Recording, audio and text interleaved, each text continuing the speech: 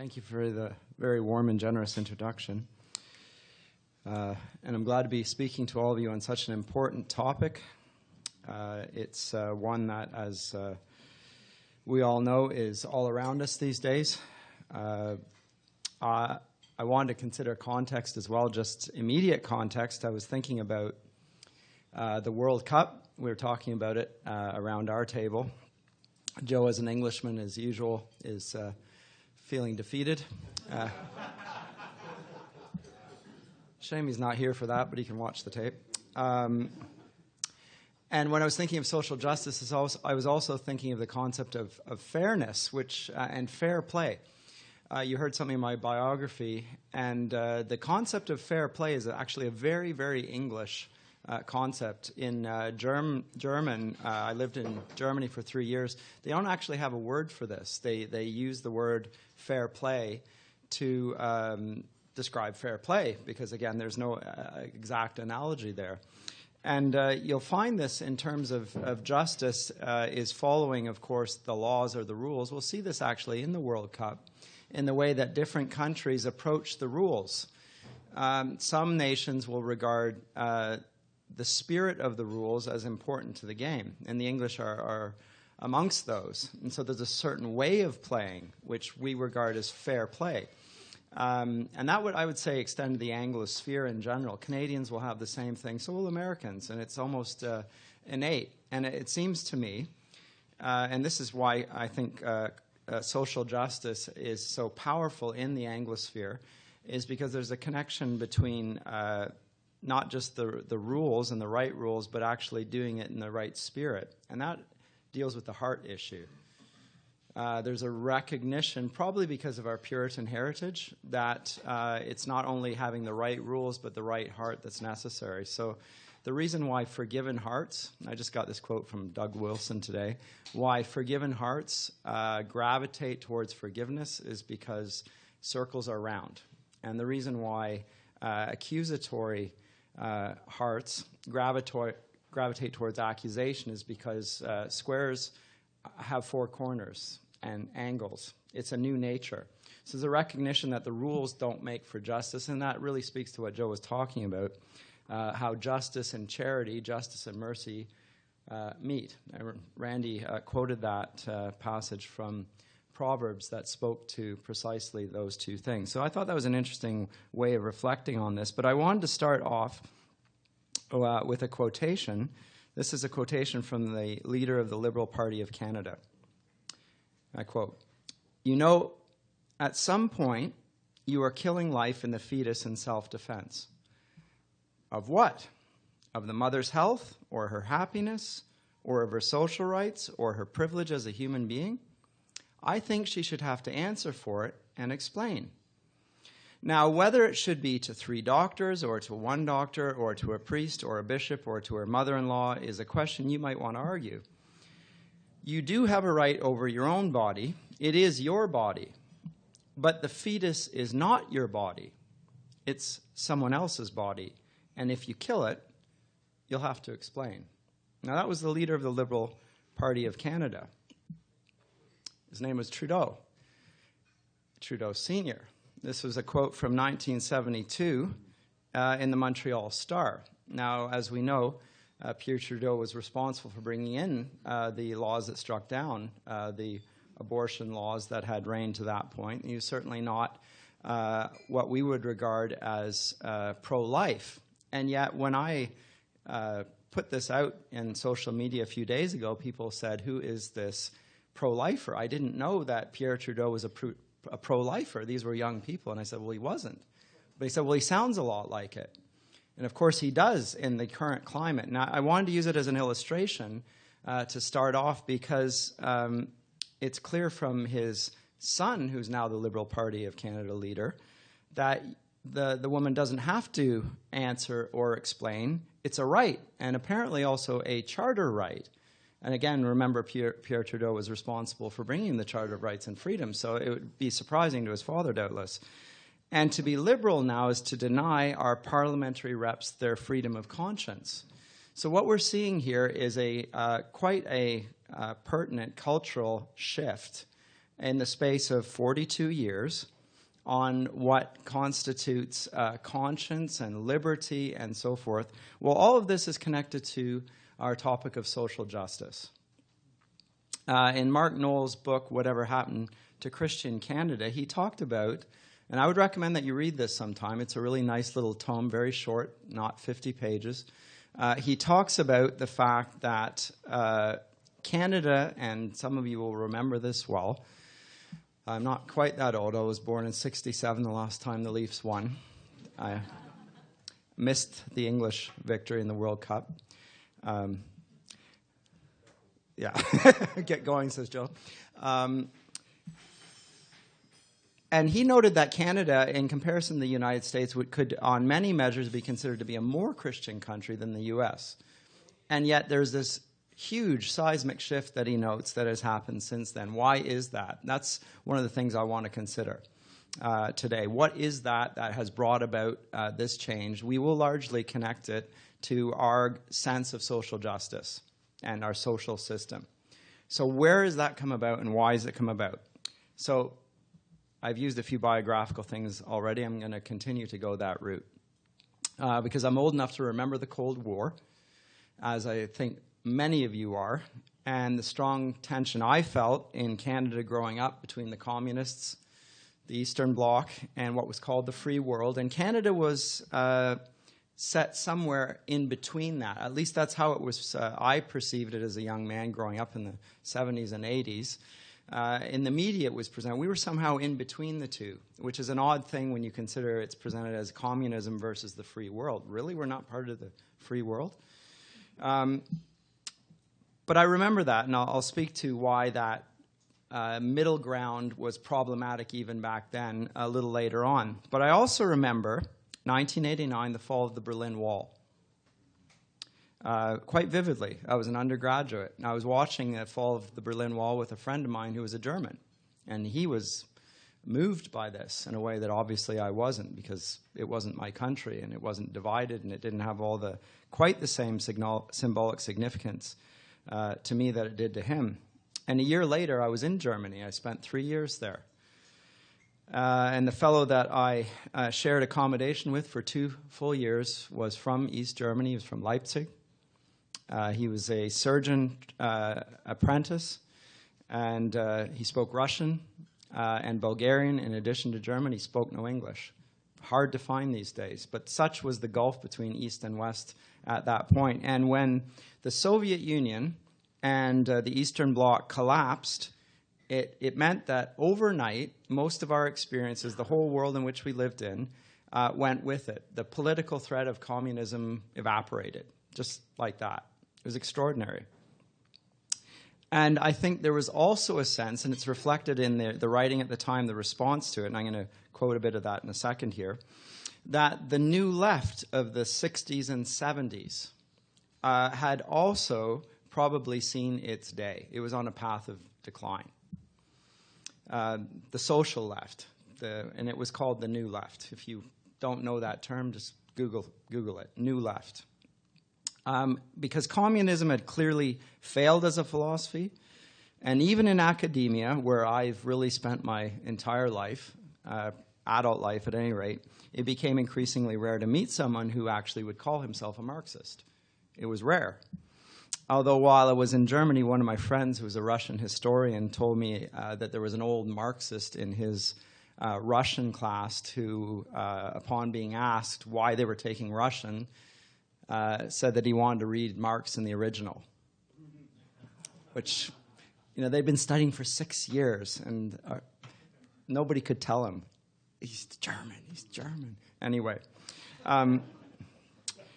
And at that time, again, 1989, there was an academic by the name of Francis Fukuyama. Does anyone recall that name?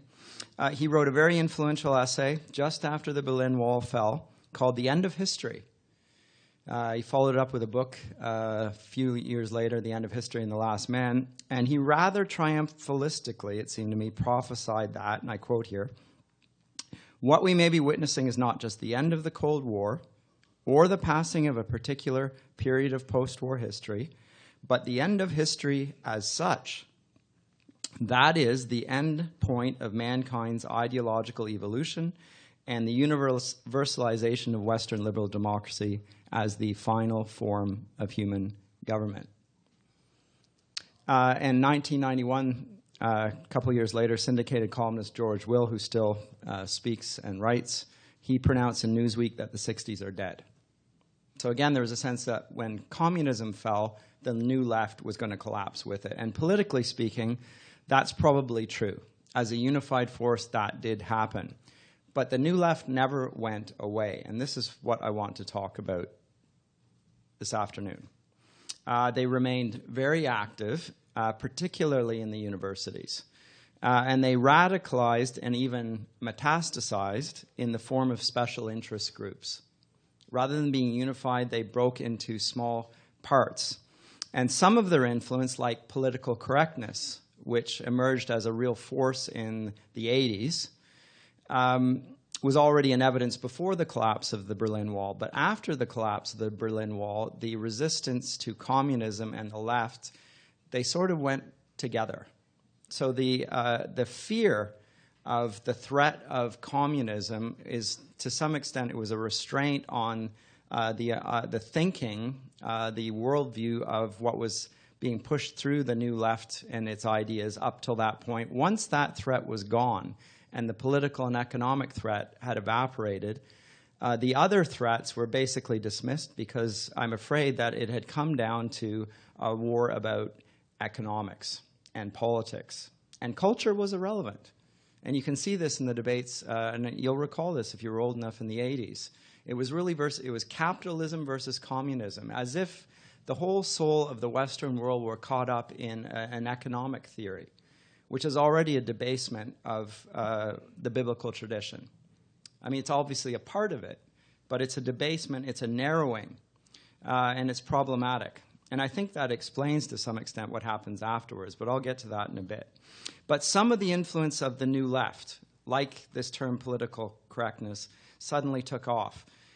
And if I use words like multiculturalism, tolerance, reproductive rights, political correctness, safe sex, safe schools, inclusive schools, diversity, sensitivity training, and even today's topic, social justice, we would all recognize the connection with the politics of the left, although we increasingly see them also in the politics of those that we would term, for lack of a better word, on the right. I suspect that we wouldn't be able to identify them with a particular thinker or a particular movement, and that's partly because of the fragmentation I talked about. But they are actually connected. They're connected. And they are connected to something that is called, it's an ideology called cultural Marxism. Cultural Marxism, unlike its better-known political and economic counterpart, perdured well beyond the collapse of communism, and to some extent made rapid advances precisely, as I said, because it was thought that once the communist threat had evaporated, that was the end of the threat of the left. Because the threat was perceived to be a political and an economic one, not a cultural one. And it made its advances, that is the cultural Marxists, precisely because those who called themselves conservatives, and most Christians probably were included amongst them, acted as if that were no longer a threat and now they could get on with whatever they regarded as the chief business of Christians. And Joe spoke about the problem with that, the retreats, the truncations of the gospel there.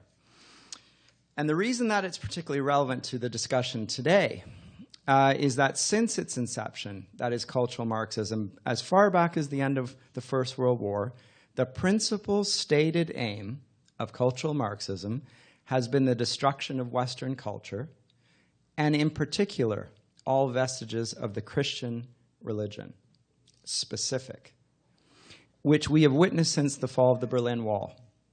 Look what has happened in the public school system. Look at what has happened in the public square. Look what has happened in the realm of law.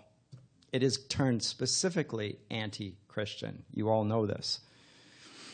And Christians on the political right, probably what Joe described as pietists, have made what they thought is a pragmatic decision to avoid divisive social issues. So the Conservative Party of Canada, in general, they'll say, well, we're economic conservatives, but we're socially liberal, as if this were a possibility.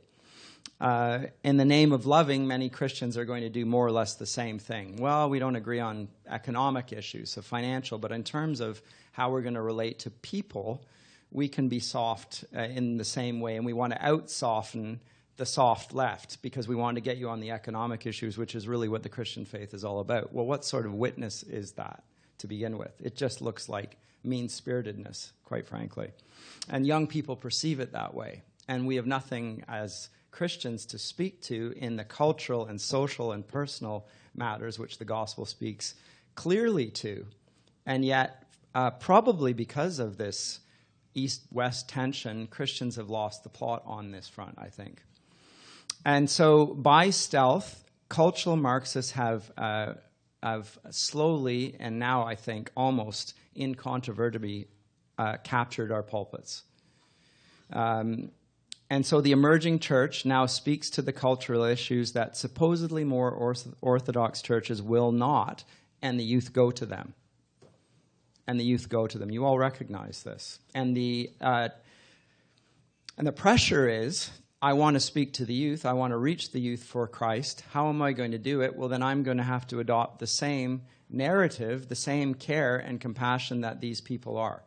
And Joe's talk, I thought, was quite helpful in orienting us on how a Christian should think about these issues. I want to talk about the specifics of the threat a bit more before I'll come back to the issue as well. But to my mind, any discussion of social justice needs to deal with the influence of cultural Marxism. So let me talk about that.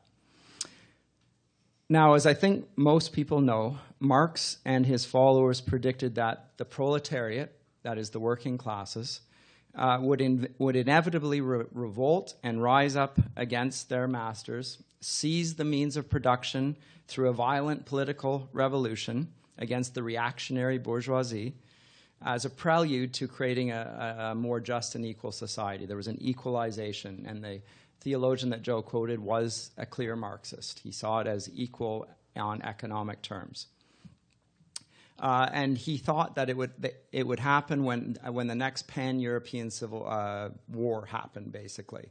At that point, the working men will say, enough of this, I'm not going to give my life to perpetuate this unequal and unjust system. I'm not going to do it. And then they will do this. Well, much to the chagrin of the Marxists, though the war happened, the revolution did not. The First World War broke out. Working men lined up in their millions to fight against their country's enemies.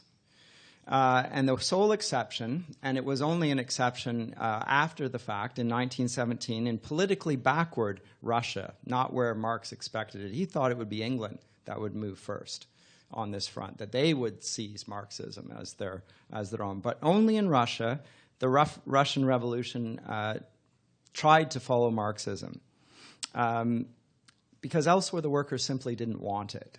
They simply did not want what Marx regarded as in their best interest. They didn't see the enemy as Marx saw them. And this provoked a lot of soul-searching on the part of the Marxists. And there were two respondents to this. Now, of course, there was still, under Marxist, Leninist ideology, the political and economic threat. And it only stopped with the collapse of the Berlin Wall. There's still a few tin pot regimes like Castro's Cuba, but they're not a threat anymore. And they still have that same sort of ideology. But the indirect threat, this was a new one, and this was far greater and more pernicious. And there are two theorists in particular, Antonio Gramsci of Italy and George Lucac of Hungary. They concluded that it was the Christianized West that stood in the way of worldwide communism and the social justice it represented. And Gramsci noted that Christianity had been dominant in the West for 2 millennia. It wasn't just that the bourgeoisie were tied to the church and its teaching was interwoven through Western law and political structures. It had even corrupted the mindset of the working class. They didn't want to throw it off. They didn't even recognize their enemy. And so it was the Christian worldview that was the real enemy. It wasn't the bourgeois bourgeoisie that was the enemy. It was the Christian worldview and its whole connotations in every sphere of life. That was the enemy to the cultural Marxist. It infused every aspect of the Western world. It needed to be subverted. Now, Gramsci and the cultural Marxists that followed concluded the West would have to be de-Christianized. Not by revolution. That was not going to work. Nobody would take the direct assault. It had to happen more slowly by means of what he called, and I quote, the long march through the institutions. Long and slow, but relentless. So as to fundamentally rework the culture and turn it against the Christian faith.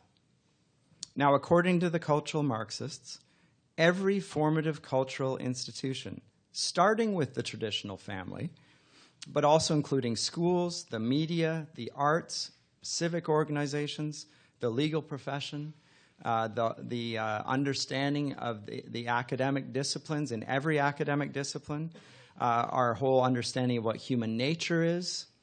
All of these things, even the churches themselves, need to be brought on board with the cultural Marxist agenda.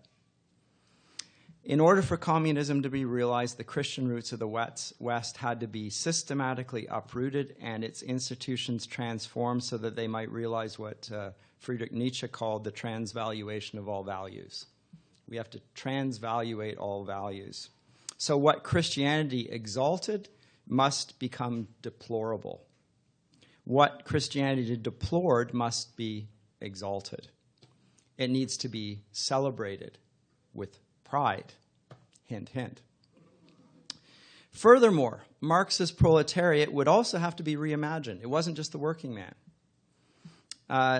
He was too much tied to the family. And the family was such a Christian institution, you could never fix or persuade the working man to seize the revolution. You just couldn't do it. So we need to have a new imagining of what the proletariat was. And Gramsci argued that a new proletariat would have to be created, and it would include criminals, women, and racial minorities. And the even more influential Hungarian writer, Lucac, agreed with him, and through a program of what he called cultural terrorism, introduced radical sex education into Hungarian schools. Lucac recognized that by attacking Christian sexual ethics, he would undermine the family, and with it, the Christian faith. So he organized sex lectures with graphic illustrations instructing the youth in what he called free love, sound familiar? As well as teaching them to mock Christian sexual morality and monogamy, as well as to rebel against both parental and church authority. And he simultaneously, with a propaganda campaign, ridiculed parents and his country's priests through, again, a propaganda blitz. And I think the effectiveness of this strategy in attacking not Christianity directly, but the family, as well as Christianity, has been demonstrated. Mary Eberstadt's book, How the West Really Lost God, talks about she calls it the double helix effect of the family and the faith, the two of them being hand in glove, really working together. It's only when the family is undermined that the Christian faith can suddenly become implausible. And that, just the sidebar thought here, I wonder why this may be why Christianity is perhaps becoming, at least in North America, against historical precedent, more of a middle-class phenomenon. Because in our day, it's the poor. The poor are primarily those who come from broken families. And people from broken families have trouble identifying with the Christian faith. Again, the family connection there. So we can't just give them good theology, we also have to address the familial issue. This is essential, and I'll talk about that later. But there's a hostility amongst the poor who historically responded to the Christian faith with open arms precisely because it was a message for not an elite, but for them, because everyone was poor before God. Okay, back on topic. Next point, and this will be the development of what is called the Frankfurt School. So after Lucac, the Hungarian writer, and his party were overthrown in Hungary by an invading Romanian army, he turned up in Germany, 1923. He was one of the keynote speakers of a Marxist study week. And one of the organizers, who was a man of fabulous wealth, was so impressed that he used some of his millions to set up a think tank at Frankfurt University to promote his teaching. It started off as the Institute for Marxism, but that's not a very clever title. It doesn't disguise what you're all about. And characteristic of the cultural Marxists, they soon changed the name to something far more innocuous. It was renamed the Institute for Social Research. Though it was eventually called the Frankfurt School, it was just identified with the place. But it was called the Institute for Social Research. Now, the Frankfurt School is the originator of what we now call political correctness and the idea of multiculturalism. And it probably surprises us as Canadians that multiculturalism was not the brainchild of Pierre Elliott Trudeau or the Liberal Party in the 1970s. It was a direct... it was an idea that we can directly attribute to the Frankfurt School and the cultural Marxists. 40 years before that, or more. The Frankfurt School drew together such writers as Theodor Adorno, the most important of them, psychologists Erich Fromm and Wilhelm Reich, promoters of feminism and matriarchy, and a young man by the name of Herbert Marcuse. And we're going to come back to Marcuse because he was a very important man in the New Left. Now, Marcuse, just say a little bit about him here. He expanded Gramsci's New Proletariat to include another group, not just women and criminals and racial minorities, but also homosexuals, lesbians, and transsexuals.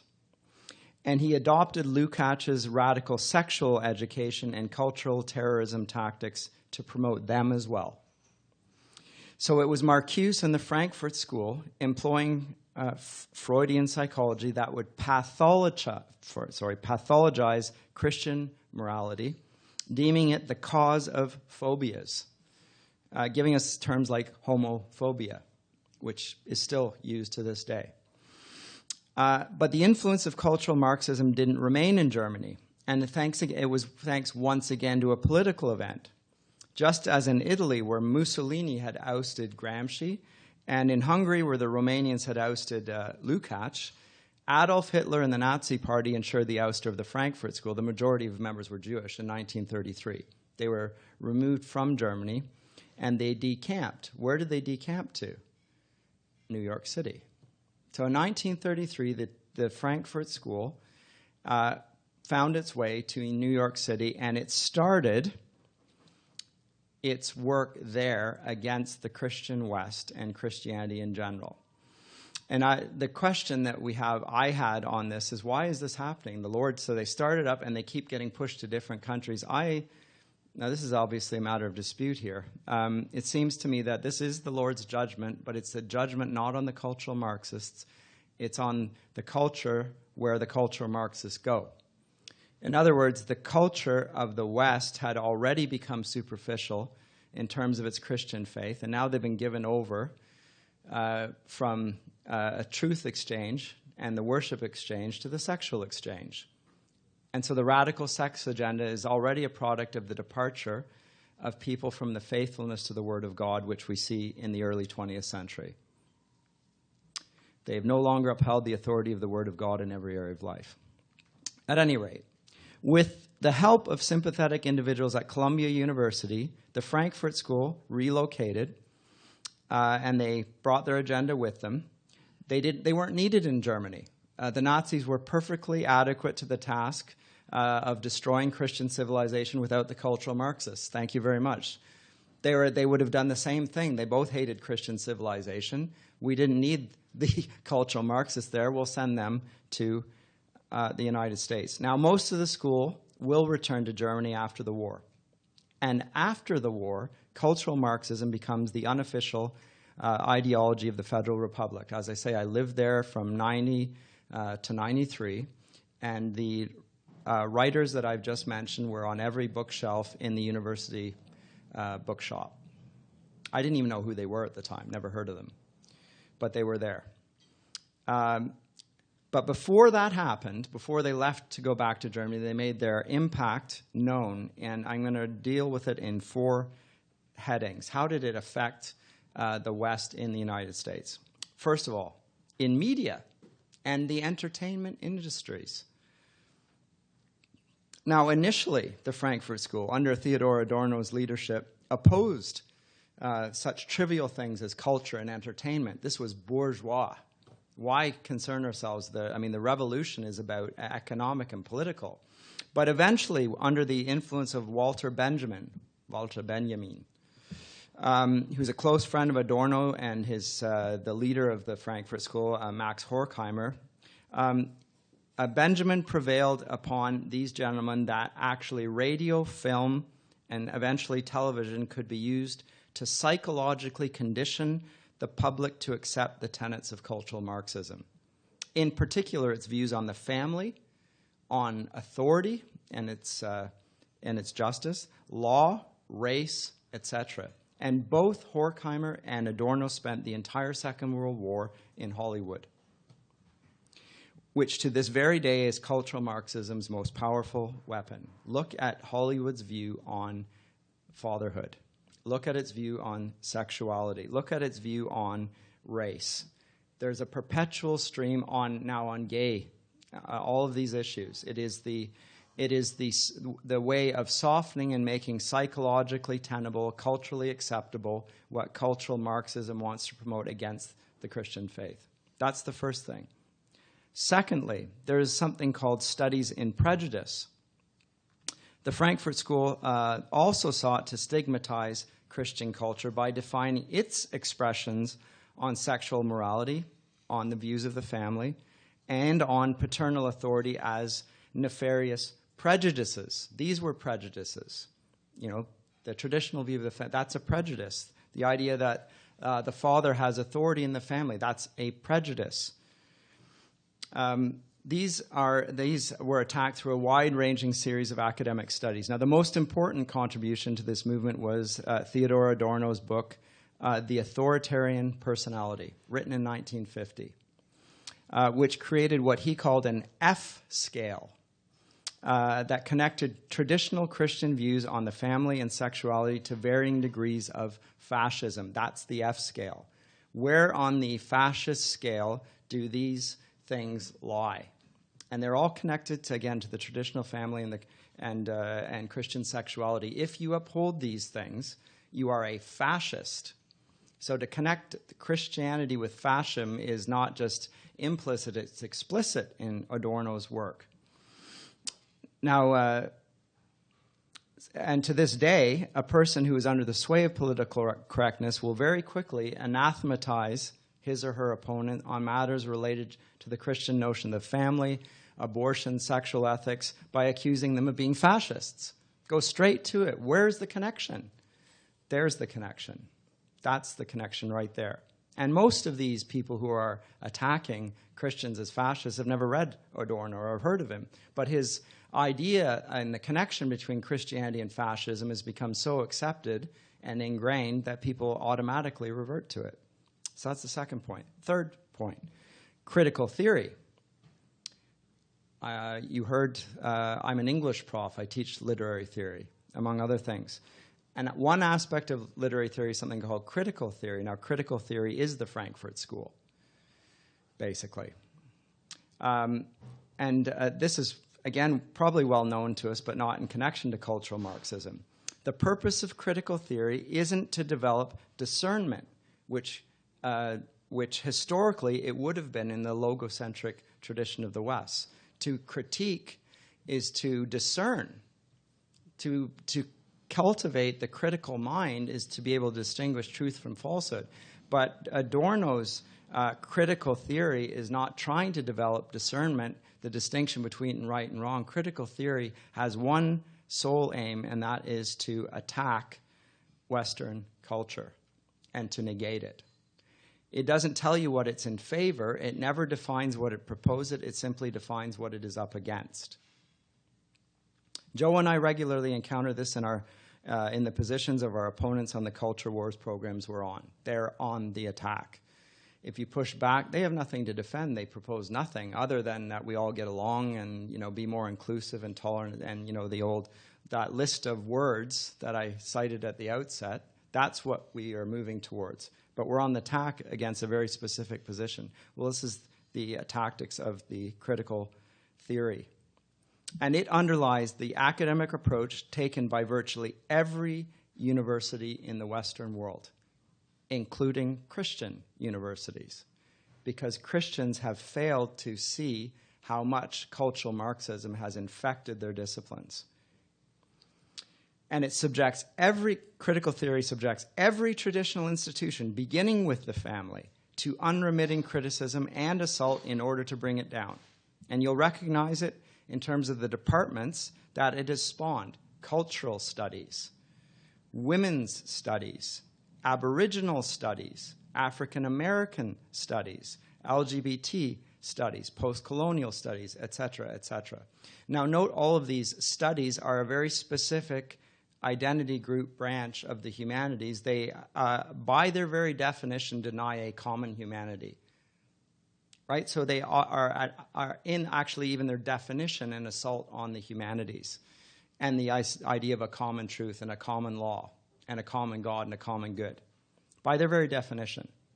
And yet they are perceived to be, again, the way of bringing about social justice.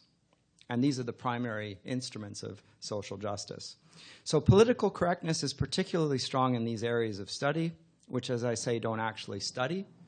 That is, they build up, they simply tear down. If you take one of these studies, you will find that they are targeting Christians.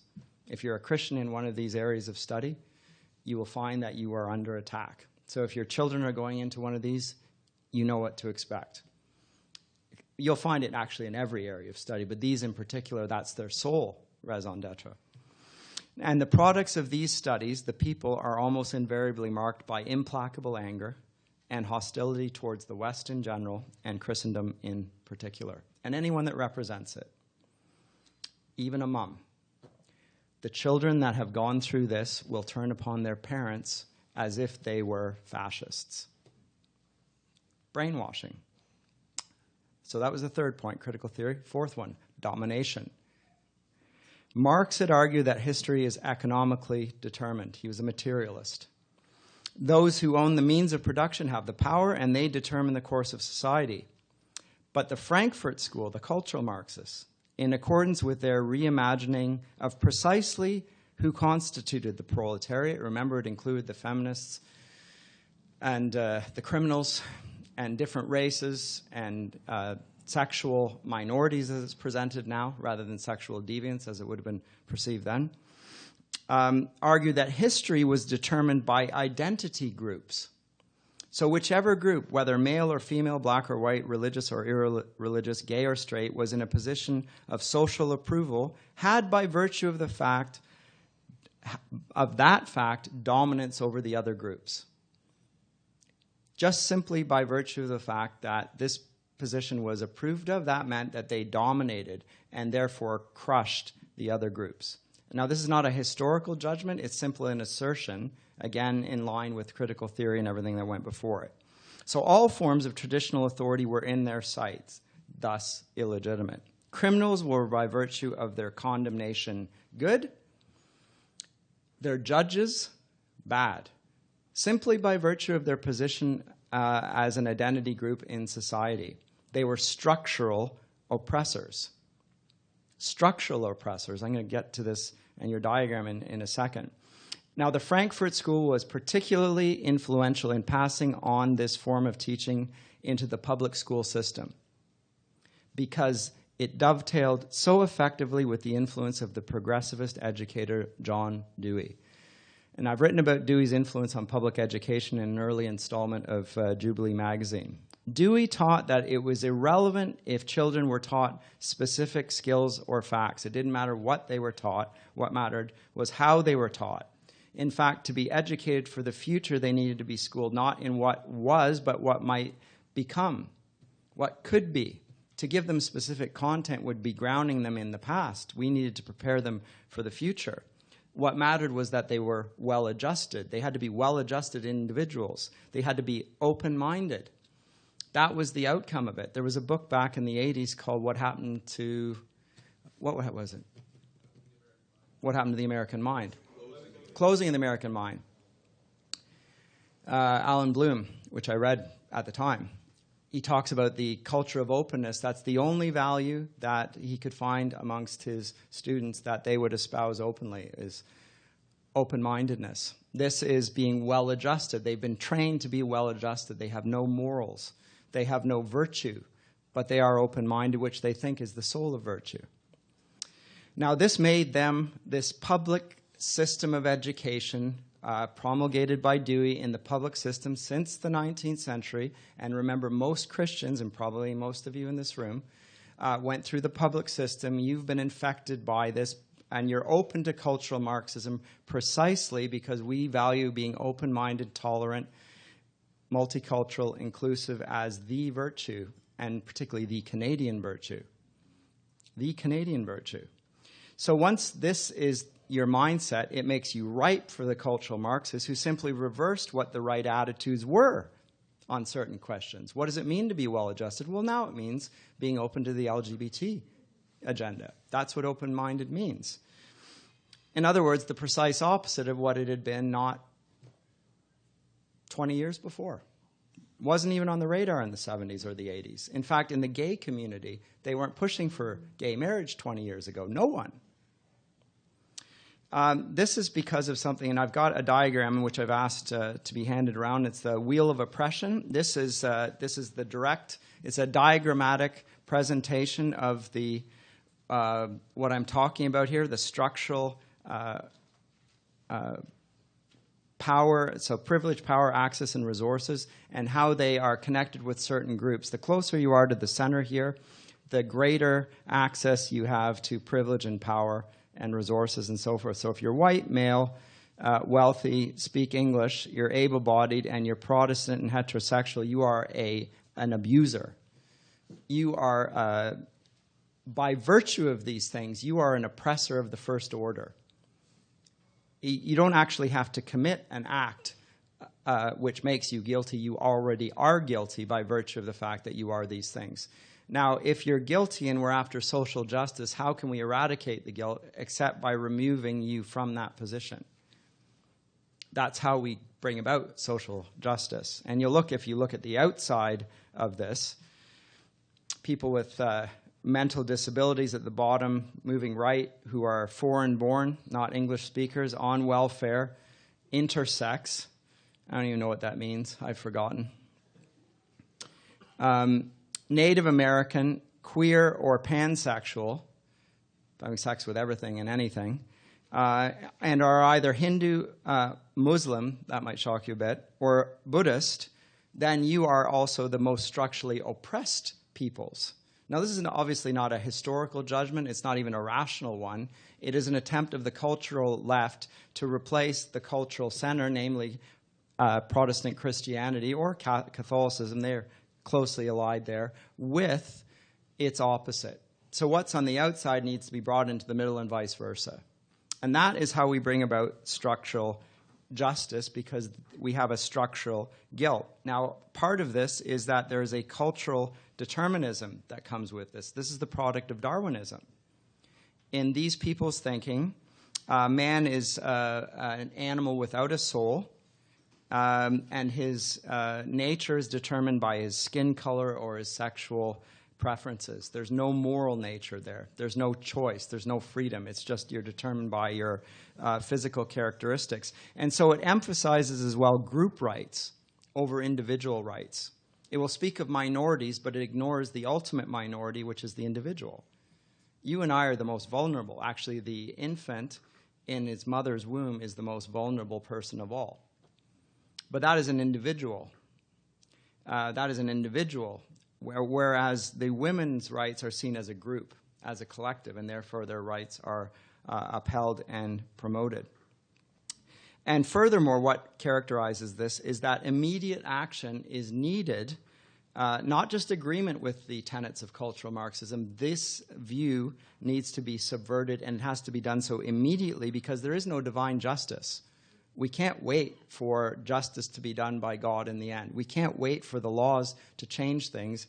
You, if you're in the center of this, must act to subvert this dominant system. Otherwise, you are an oppressor and need to be removed. So you can't just agree that it's right. You can't just sit silently, as we heard the mother whose son had become gay. You can't just say, I'm willing to do this. You actually have to actively promote for this. Otherwise, you're still guilty.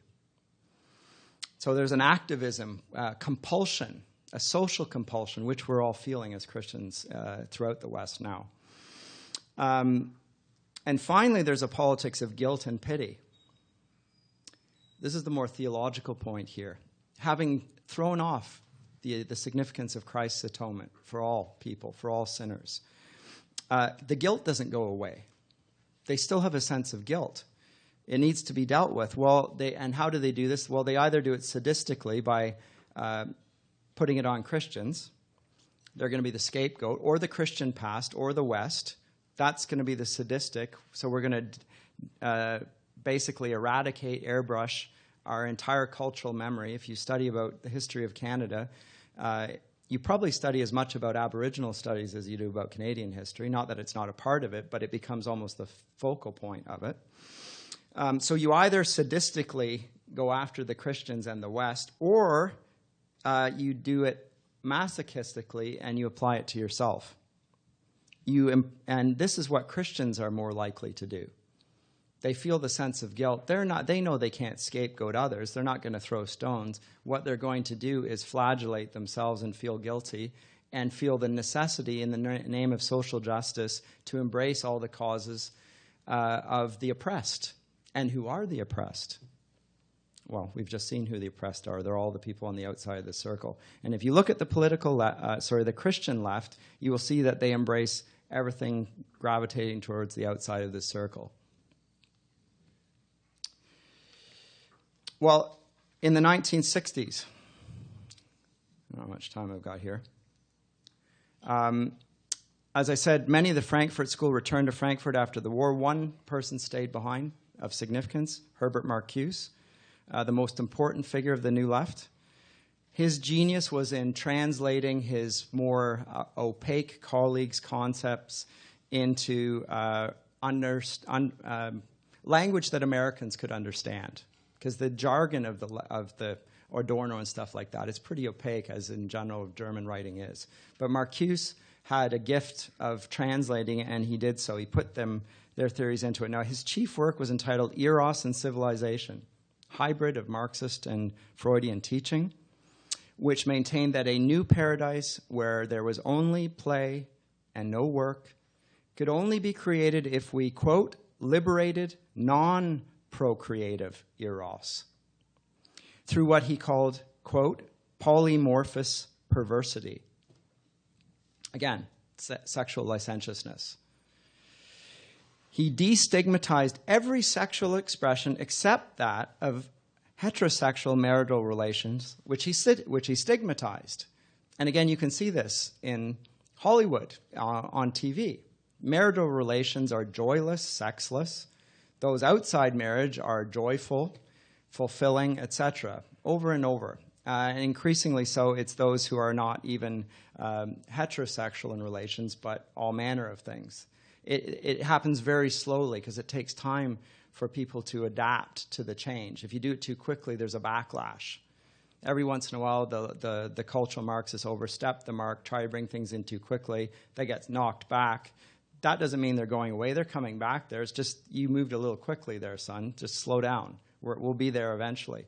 So homosexual marriage is the prelude to the openness of all sexual deviance. Because consider this, what is going to stop it? What standard would stop that from happening? There is none. Even the idea of two people. I mean, that's just arbitrary, isn't it?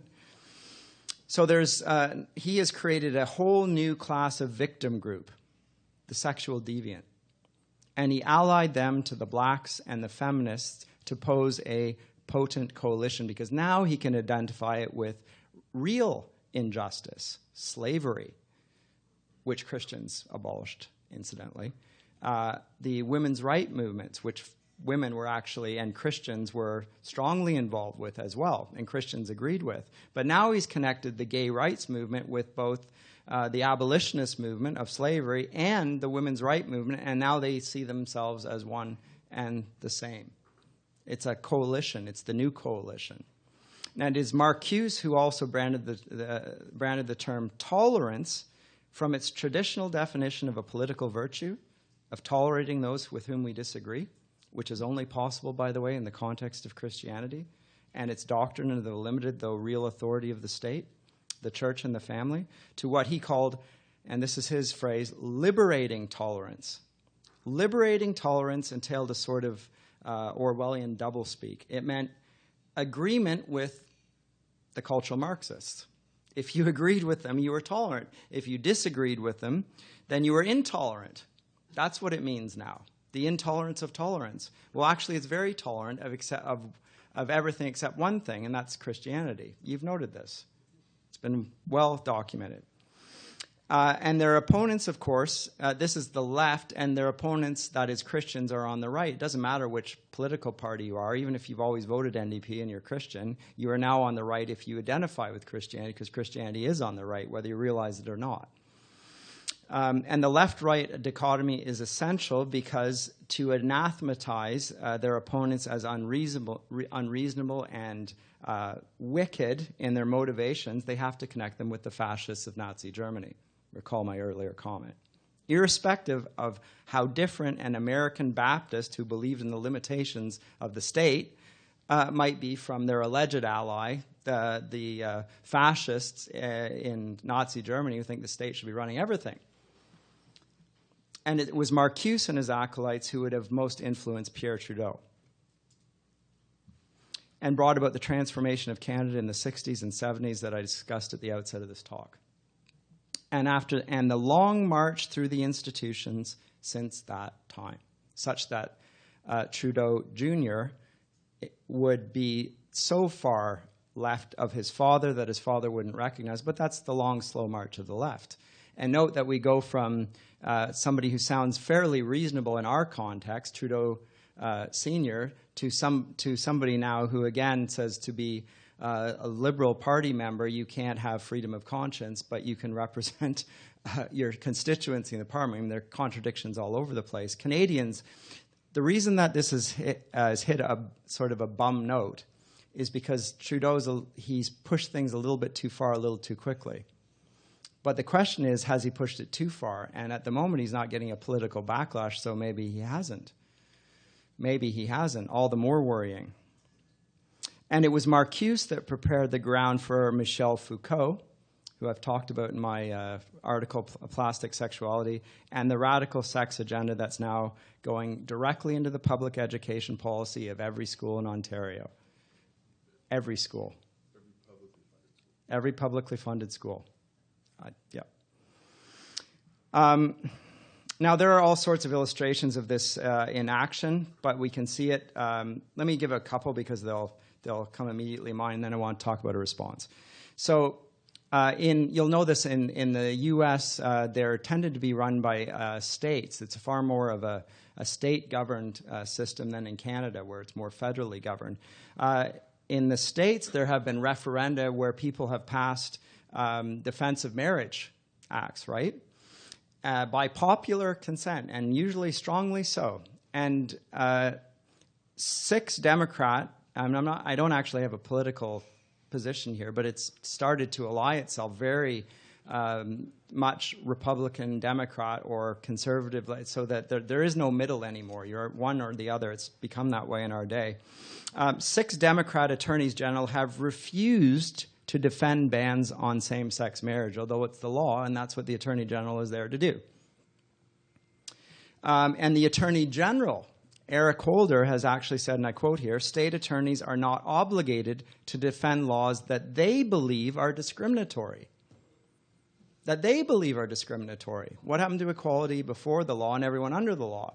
Now, Holder is a cultural Marxist, as is President Obama, who speaks regularly of fairness now.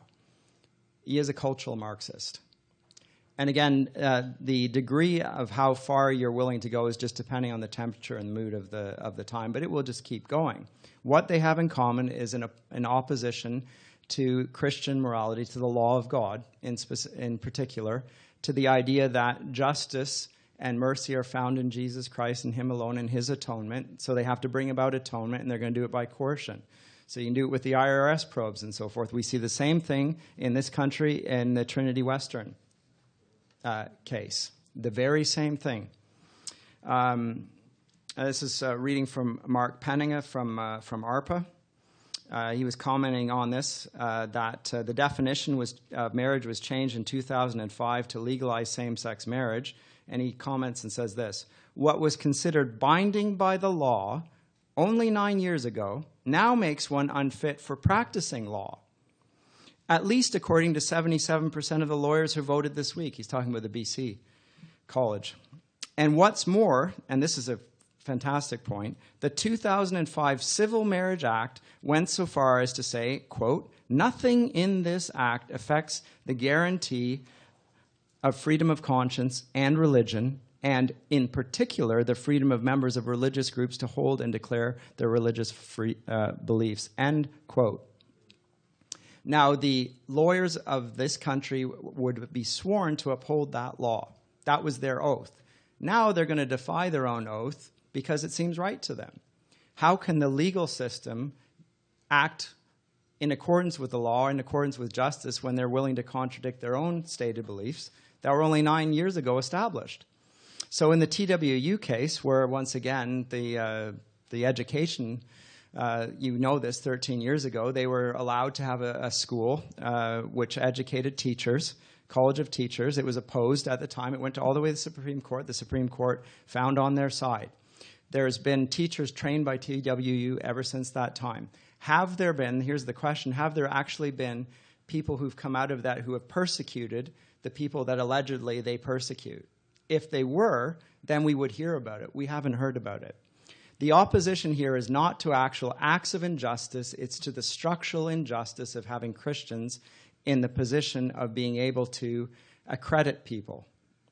In other words, it's against God's accreditation, and it's a clear move to cut that off. And they are thinking, they know the law, the lawyers know the law, they also recognize the spirit of the land, and they think they're above the law. So let me get to my final thing. How shall we answer this then? How shall we answer this? I might run out of time on this bit. I want to say three things. That was the analysis. I want to look at one of the obstacles, and then I want to look at two possible courses of action. So you already know about my biography, so I'm not going to talk about that. But I have noted that in universities, the best of us try to defend the true and the good and the beautiful against the assault upon it, particularly, among others, by the cultural Marxists. Defending the truth is crucial to what we do. It's absolutely crucial to what we do. But I have to say, in the face of what clearly is an increasingly hostile environment, and academics are keenly aware of it because in academia, that's usually where the badness begins, quite frankly. It's spread from academia now to the entirety of society. This defense of the truth has given away from being a public act to the holding of a private conviction. So when academics, even in Christian institutions, publish, do they actually forefront their Christian faith and convictions in their articles, or do they reserve those for their private views and don't seek to publish upholding Christian convictions in public ways? Well, they don't, I can tell you. They don't do that. They don't even try to publish them. They're aware of the need for inclusivity. Even inclusive language, they'll abide by this. They're aware of the hold of Darwinism in academic circles, and they dare not defy that. They're aware of religious and philosophical inclusivism, moral relativism. They're aware of all these things. They tend not to tack against these. And the primary reason why they do this, and the consequence of this, is that our culture has become what John Calvin in his day decried as the sin of the Nicodemites, which is they claimed to be believers, and they may well have been, but they did it in secret. They didn't want to declare their faith openly because to do so would threaten their position. Remember, Nicodemus was in the Sanhedrin. He didn't want to. We're not saying that Nicodemus wasn't a Christian. He probably was, but he did not openly avow it. And as a consequence of that, many people in our day are pragmatically seeking to get into position. They're waiting to the time where they get in a position of power where they think they're going to be unassailable, and then they're going to come out and do good things for the kingdom of God. And as you all know, that day never comes. Because if you're not willing to stand up on the small things along the way, you will never be there when you have everything to lose, and you've got a lot to lose by that point. And actually, you're even more vulnerable because now your head's above the parapet and it's going to get shot off. That day never comes. So really what the issue here is of courage. It's courage. Courage is the first of the virtues, called this, because without it, fear will paralyze a man. It will keep him from acting upon his moral convictions and speaking the truth. When a community as a whole is marked by a paralyzing fear, as I believe you're seeing in our day, marks Christians throughout the West, and Christian leaders won't stand up and speak out, it leads to apathy and resignation amongst the old, and it leads to cynicism amongst the young. They hear them saying this, they talk the talk, they won't walk the walk. And the kids go. They go. And so there's a wide gulf there. They see hypocrisy. And it leads ultimately to absolute submission. It leads a free culture to a slave culture. We are entering into a slave culture. And this is the very purpose of cultural Marxism and its psycho-political cultural terrorism. It's not the work of a few German writers. It's the work of the Prince of Darkness. He knows the battle's already been lost, but his tactic is to so humiliate the church. He can't get at Christ, but he can get at his church. It's to so humiliate his opponents that it feels un-Canadian. It's unfair. It's not right to speak on these things. It's not very considerate. It almost feels illegal simply to call the act of sodomy, sodomy. The word. Now, this tactic can only succeed in the darkness. And if we've learned anything from Tolkien, it is fear that is the chief weapon of the enemy. It's fear. Never mind the right ideas. It's fear that is the chief weapon of the enemy. But here's the encouragement. Nothing that acts upon fear can survive in the light. You'll know this yourselves. The creepy crawlies in your basement flee into the shadows the moment you flick the switch on. Right? When the phial of Galadriel is held up, the big spider flees. And as we know, the light that we have as Christians is the light of truth, the light of the gospel. So when I go into a debate, and Joe, I know, is exactly the same on this, we know that we've already won the debate because we've got all the winning arguments. We got all the cards. This is a good feeling. But we also know that we're still going to get assaulted, and there's still going to be perception that we have somehow transgressed and haven't been fair. And that's the fear factor. And there's an opposition there. So it's a spiritual thing. But it's really there. The reason that people are able to do this is simply because they do it. It doesn't require a particular spiritual gift. Everyone has the capacity to act as if they were born again, if they are born again. You can talk about being broken. How about talking about being healed? Being healed means that you've got the courage of the Christian. The freeborn Christian. You're a new creation. So our chief struggle is with fear. So to all of us pastors, where does fear strike at us? Well, we want to be liked. Many of us might even be people pleasers. It's characteristic of pastors, I think. We might be afraid of offending our friends in the congregation, or maybe even losing the congregation. We need to remember that it's our responsibility not just to preach the gospel, but to preach the whole of it. The whole of it, particularly in these areas where our culture is assaulting and casting darkness on things. And the full implications. And this becomes more difficult every day, and with each passing Sunday, these small capitulations become the big one.